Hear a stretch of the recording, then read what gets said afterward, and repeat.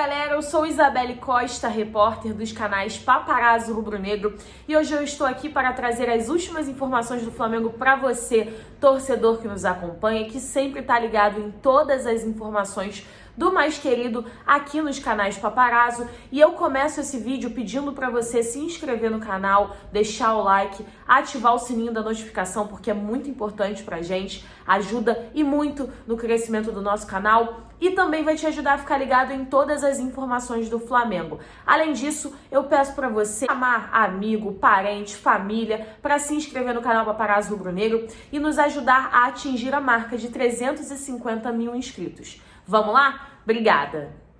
E eu começo esse vídeo com uma informação importante. O Flamengo renovou o contrato com o jogador Yuri César, que atualmente está emprestado ao Fortaleza por mais 5 temporadas. A informação foi publicada inicialmente pelo portal Flamídia e nós também confirmamos essa informação de que o Yuri César renovou o contrato com o Flamengo por mais 5 temporadas. Ele que atualmente defende o Fortaleza, mas o Flamengo já está interessado em ter o jogador, em ter o Yuri César de volta ao elenco para a temporada de 2021.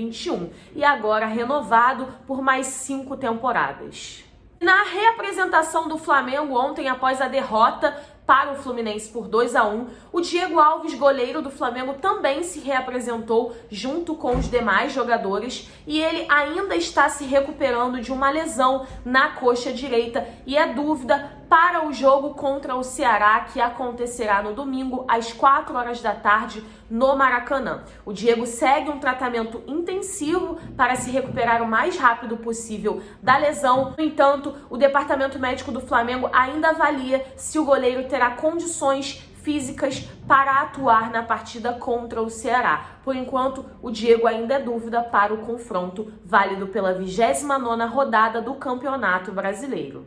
E nesta sexta-feira acontecerá uma reunião entre os médicos dos clubes cariocas que participarão do Campeonato Carioca 2021, junto com a Federação de Futebol do Rio de Janeiro, para uma revisão ou também uma atualização em algum item do protocolo de segurança de prevenção à Covid. A gente sabe que o chefe do Departamento Médico do Flamengo, Dr. Márcio Tanuri, chefiou essa criação desse protocolo e ele, inclusive, encabeçará a comissão especial para a realização, para essa revisão do protocolo médico. Essa reunião acontece nesta sexta-feira.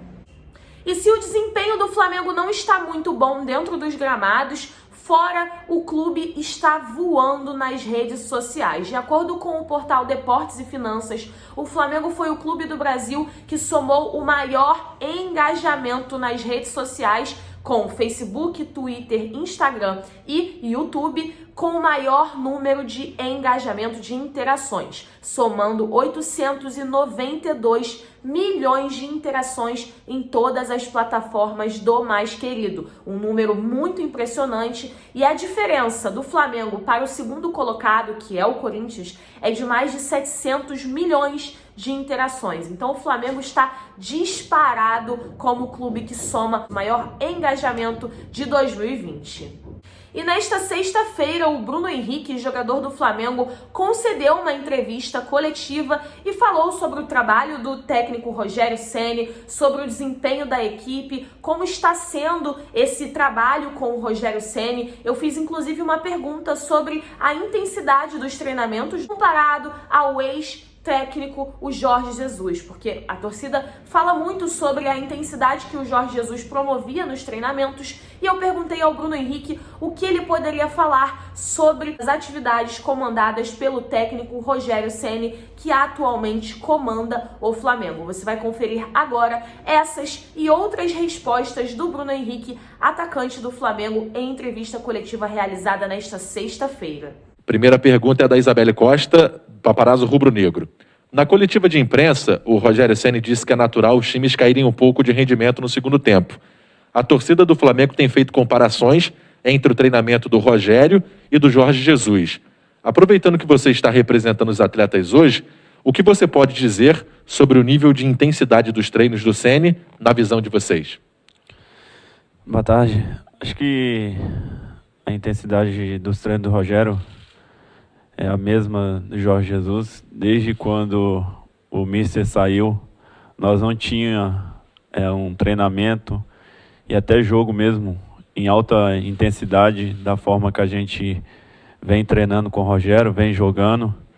Então, como ele disse, é normal, acontece às vezes no segundo tempo cai um pouco de rendimento, mas o nível de intensidade, de entrega da gente no dia a dia, de treino, no jogo, está sendo 100%.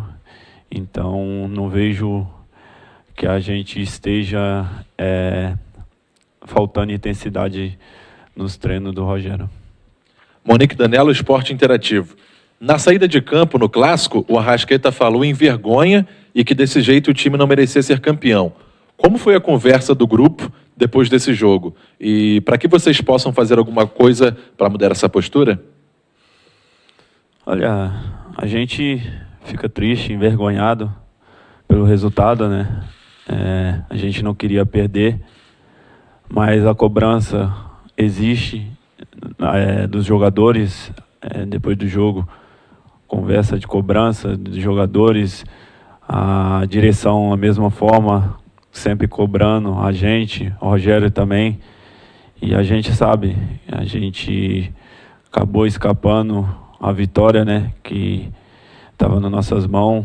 Então a cobrança ela é existente todos os dias, não é só porque a gente perdeu que a gente não se cobra, a gente ganha, a gente se cobra também, a gente quer melhorar, quando ganha tem os erros que a gente cobra também para poder melhorar a cada jogo. Então peço desculpa pelo jogo, pelo o resultado, mas a cobrança sempre existe aqui no nosso clube e de toda parte. Mauro Santana, canal do Mauro Santana. Bruno Henrique, você que é chamado pela torcida de Rei dos Clássicos, perdeu o Fla-Flu desta quarta-feira. Qual foi o impacto da derrota e da maneira como aconteceu em uma rodada na qual o Flamengo poderia ter encurtado a distância para o líder São Paulo?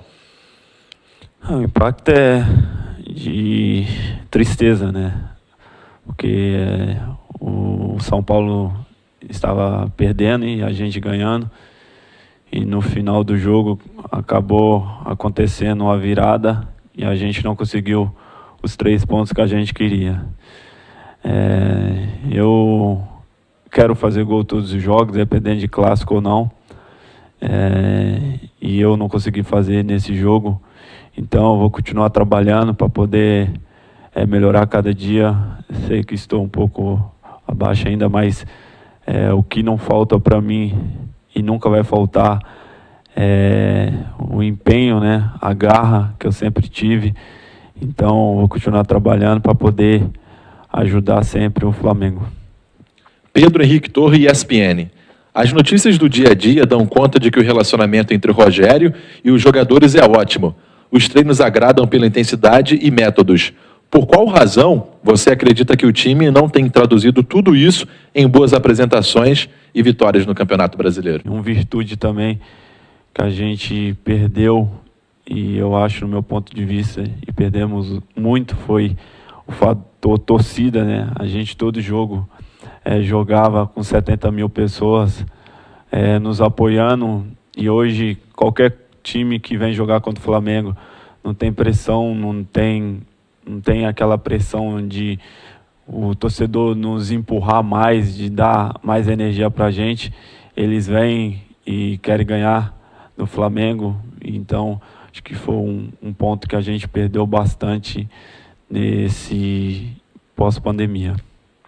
Fred Uber, do GE. O Flamengo teve dificuldades para furar o bloqueio do Fluminense e, apesar de ter dominado o jogo e as estatísticas, acabou derrotado. Como fazer diferente contra o Ceará, que também deve adotar uma postura defensiva no Maracanã? E você ainda acredita que há margem para tropeços na disputa pelo título? Olha, se a gente quer ser campeão, a gente tem que vencer. Não tem outro resultado a não ser vencer. E a equipe do Ceará, com certeza, vai vir da mesma forma que o Fluminense veio. É até bizarro falar isso, mas Fluminense batendo falta do meio de campo, jogando por bola parada e não conseguiu levar perigo para a gente e ainda conseguiu virar o jogo. Então o Ceará vai ser a mesma forma. Cabe a gente ter uma postura diferente, a gente jogar lá na frente, nós, atacantes, as oportunidades de aparecer, fazer o gol, e a gente estar bem junto, compacto, como a gente fez no ano 2019, todos correr para trás, todos correr para frente, assim a gente consegue dificultar, né, a entrada dos times nos contra-ataques, e a gente correndo junto para trás e para frente, a gente consegue, com a qualidade do nosso time, fazer gols e vencer o jogo. Rafael Melo, canal Rafa Melo. Como explicar o baixo rendimento da equipe e por que o time não está conseguindo se impor diante dos adversários nos jogos decisivos? Como eu falei, acho que um fator que a gente perdeu muito foi o fator torcida, que era o que a gente sempre teve o apoio, sempre apoiou a gente, empurrou a gente nos fatores decisivos, né? Em toda a decisão que a gente teve, a torcida foi o que empurrou a gente, e não tendo o fator torcida agora, a gente está tendo um pouco de dificuldade nesses jogos decisivos. Então, a gente que tem qualidade ali tem que, sem medo de errar, tem que tentar alguma coisa para poder quebrar esses sistemas, né, que a gente enfrenta hoje, que é super fechado. Renan Moura, Rádio Globo. Você sente o emocional do time abalado? E onde está o espírito vencedor dessa equipe? Abalado não, a gente fica triste quando perde, né?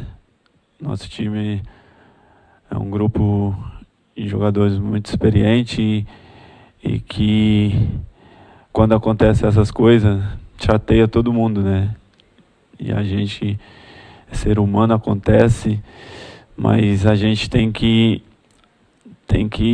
pensar no próximo jogo, não tem que deixar as coisas se abater, porque tem jogos ainda pela frente, a gente tem confronto direto também, e só depende da gente para poder chegar lá na reta final, disputando o título.